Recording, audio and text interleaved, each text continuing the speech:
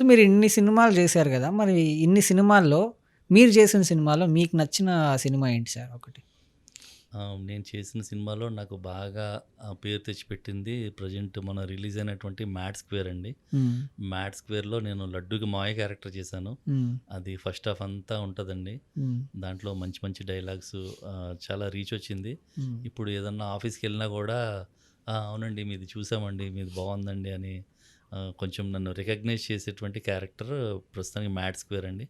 Court committee కుర్రాళ్ళలో కూడా మంచి character చేశానండి.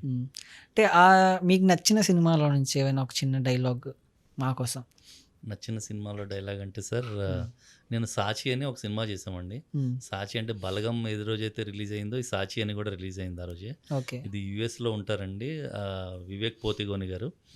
ఆయన నిర్మించినటువంటి సినిమా ఇది కూడా. ఇప్పుడు ఏదైతే నేను నవ్వుతూ మీకు ఇందాక డైలాగ్ చెప్పానో అది యుఎస్లో ఆయన చూసి ఈ క్యారెక్టర్కి నన్ను రిఫర్ చేసుకుని తెలుగు వాళ్ళందరూ పంపించి మనోడి నెంబర్ ఏది అని నన్ను పట్టుకుని నాకు ఇచ్చారండి. దాంట్లో ఒక బానోత్ అని ఒక నెగిటివ్ రోల్ చేశాను. దాంట్లో ఒక డైలాగ్ ట్రై చేస్తానండి. చెప్పండి. మళ్ళీ గేంది గట్ల నిలబడ్డావు, రా వచ్చి కూర్చో,